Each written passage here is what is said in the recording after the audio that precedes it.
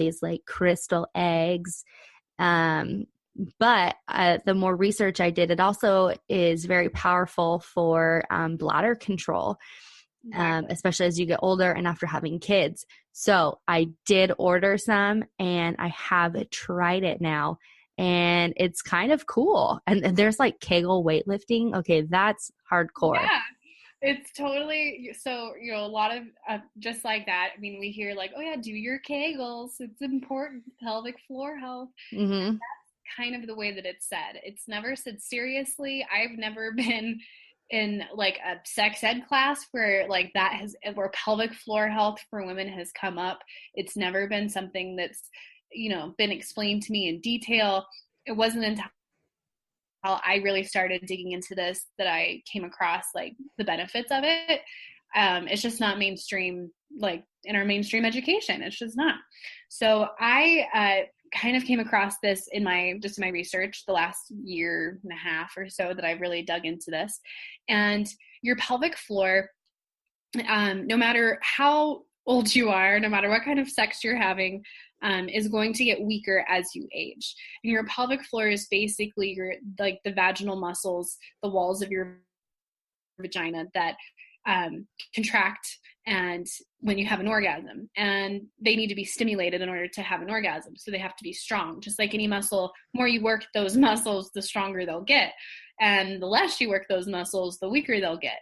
Now, if you have a weak pelvic floor, it's going to be really hard to like not pee your pants when you laugh, or you Right. cough or sneeze, or you jump, especially if you've had kids. So it's me raising my hand over here. That is so me. I can't get on a trampoline to save my life. This is super important. Pelvic floor health will help a lot with that. So your yoni eggs are a fantastic way to help kind of get that initial feeling like, what exactly are my Kegel muscles? Like, what am I contracting when I'm doing a Kegel exercise? Because it's really hard to know if you're doing a Kegel exercise correctly, right? So having an egg a yoni egg you'd insert into your vagina, and then you contract it with your vaginal muscles, and that'll help exercise your pelvic floor. And so with that, if you do, 5-10 minutes of that a day for a couple of weeks, like you'll really start to notice an improvement. So that is something. Another thing that you can do, which I just started playing with, is called the Intensity. And the Intensity is a device manufactured by Pour Moi, Pourmoi. And it's a legit medical device with a vibrator attached to it. So this device does your Kegel contractions for you. So that it's it's got like an electrostimulation part of it, like little pad that you insert on the probe inside of you. You inflate it. So it's like a little balloon almost. So it looks like an accordion, you guys. This thing is intense looking. But by inflating it, you're able to get those contact pads right up to the walls of the vagina, right up to your pelvic floor. And then they contract the pelvic floor muscles and release. You do that. There's like 10 different levels of stimulation, and you can begin or end with an orgasm. There's a vibrator on there as well, so you can use the vibrator as you're doing your Kegel muscles. I found that to be a little intense, so I think like before or after is good. But I've done it this week for like 3 days in a row, and I am so impressed. I totally think that I have been doing Kegel exercises incorrectly. I'd like to describe it as, if you have had an orgasm, and the way that the muscles in your vagina contract when you have an orgasm, that is the same sensation of a Kegel exercise. So a lot of times we do Kegels, we pull the whole pelvic floor up, and it doesn't have to be the whole pelvic floor. It's really all about the internal walls of your vagina, basically. That's where the pelvic floor strengthening really comes from. So, and men have a pelvic floor as well. It's important for them to strengthen their pelvic floor, and there is a device that Pour Moi makes for men, but it's obviously a little bit different. So if you're a guy and you're interested in this, there's actually a lot of information out there about men's pelvic floor health as well. But okay. Sorry. No, you're good. just to wrap up for women, by strengthening your pelvic floor, that leads to having easier orgasms and longer orgasms and more intense orgasms. So by strengthening your pelvic floor, you're not only taking charge of your health in a very very basic sense, because it affects you day to day, but it has major positive effects on your sex as well. So the crazy thing is this tool, or whatever you want to call it, the intensity, it actually says on their site, Women's Health magazine listed the top 10 benefits to an orgasm. And this will help with that a ton. And some of them are cures headaches and reduces migraine pain, releases large amounts of oxytocin, which floods your brain with endorphins and relieves pain. Orgasm boosts the immune system to fight off disease. It relieves depression and helps you look younger. Like, what? That is amazing. I mean, I believe all that, because yeah, that's so true, especially when it's releasing a ton of endorphins. That's why you feel so euphoric and amazing afterwards. And you have that boost of confidence, and which helps you feel more comfortable with yourself and less embarrassed about your body. And yes, I am desired, I am loved, I was able to provide that for somebody else. So that could help relieve, some of your depression a little bit if you're constantly in those euphoric stages. And then with the headaches and migraines, that's just insane. And it boosting your immune system. Who says no to those things? It's so good for you. Sex is so good for you, and we all should have awesome sex. And there's so many ways that we can improve just like that. There's a device that literally strengthens your pelvic floor for you. And it's amazing. I think that we really should be looking a little bit more about what's out there and what's available, because life's too short to spend 20 years with mediocre sex. Just is. So yeah, all the orgasms, it's good for you. All for it. I love it. Okay, so you have a thing where you wanted to touch a little bit on how in the beginning of the year, I know it's already April, but in the beginning of the year, everyone sets little resolutions. What are things we want to, what goals do we want to reach? How are we going to improve ourselves this year? And you had this cool idea of sexual resolutions, because we're not focusing enough necessarily on our bodies and our sexuality, but more of just travel and career, those kind of goals, maybe cleaning and organizing or something, breaking old habits. But a sexual resolution that's a really good idea. So can you give me some ideas as to what, because some people out there are going to be what the heck are you talking about? What's a sexual resolution? Yeah. What are I don't want to say options, but kind of, what are our options? What are some options? Sexual resolution. So this is something that I got so excited about, and I talked a lot about with my partner, and I was like, I really want you to think about sexual resolutions. And he was like, I don't even know, we already have great sex. And I was like, that's right. A problem though. That's exactly it.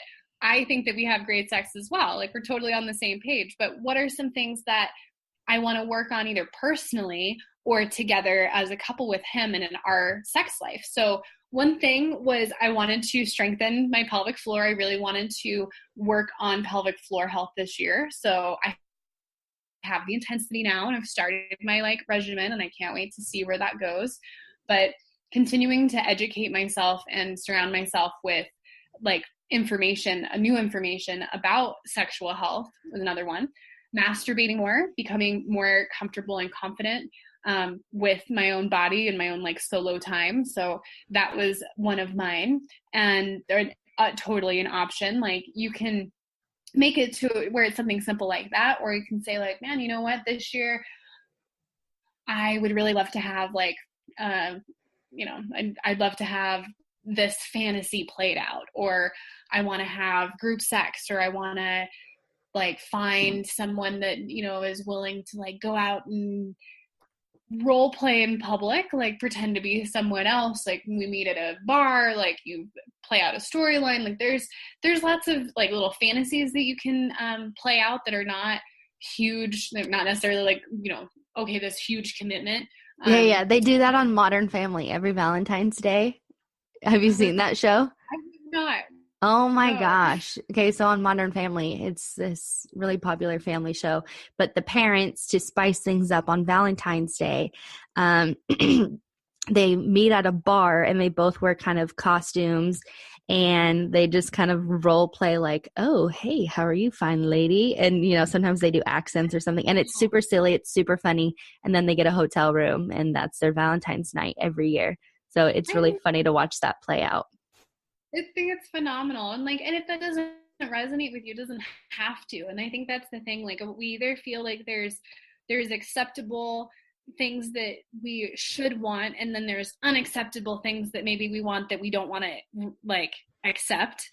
Or, we're just like, oh, that's weird. I don't know. Like if somebody has a foot fetish, or I am not super into fetishes personally. I don't think that I have a fetish, but like, there are people out there that have fetishes, and like that's totally okay, and like you need to own that. And if you're with someone that's like, oh God, I cannot handle this fetish, that's not your person. Like that's not a partner for you. That's not going to be like, you're just not compatible, and that's totally fine. You're going to find somebody who is, but you have to honor those desires. So what are some things where do you want your sex life to be at the end of the year?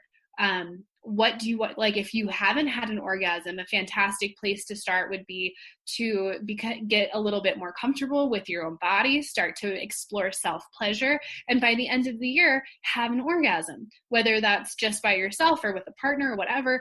Like you got to think about what is a goal that you have, something that's not just great sex. What does great sex mean to you? What is specifically that you want to work on? If it's you don't have enough sex drive, strengthening your pelvic floor will really help with sex drive, but also like setting the mood, setting the atmosphere, taking an extra 15 minutes for foreplay. Like they're little, it doesn't have to be something huge that's going to take up, an hour of every single day. It can be little things every day that compounded, like that will compound. So by the end of the year, you may be having phenomenal sex that you didn't think was possible in the beginning of the year by changing little tiny things. Doesn't have to be huge, but knowing what your main goal is and then breaking that down into smaller action steps is how you will reach your sexual resolutions, and allowing yourself to have fun doing it. Boom. I love it. So for anyone who's interested, India has a Facebook group called Pursuit of Happiness, and it is a free 5-day group. And why don't you tell us all, so if I were to join your group today, or a listener was going to, what do we get within 5 days? It was 5 days, yeah? Yeah. So okay. I started running, I did this group last month, and got rave reviews, and everybody asked me to bring it back. So I will be running this group every month. I'll do it usually the first week of every month. You can connect on Facebook. It's indiaallen or facebook.com/indiaallen health. And I have links to it on there, and it's a private group. So you have to request to join, and then I will approve you. More the merrier we have in there. I just want to make sure it's a safe place to share. But we go over little ways to cultivate more happiness in your day-to-day life. And we cover everything from personal development and mindset to clean eating and fitness, yoga, meditation and mindfulness, and sexual health. So I usually pop in and I do live videos. I do short little discussions about things. I post informational like articles. I have yoga videos. I've got lots of different things. It changes every month, but it gives you some concrete ways to start taking ownership of the way that you feel and allowing yourself to feel the best that you can. And just a heads up for people who maybe join the page and you're like, okay, there's not a ton of interaction. That's what happens when you join a group that talks a lot about sex and stuff, is people are too embarrassed to interact.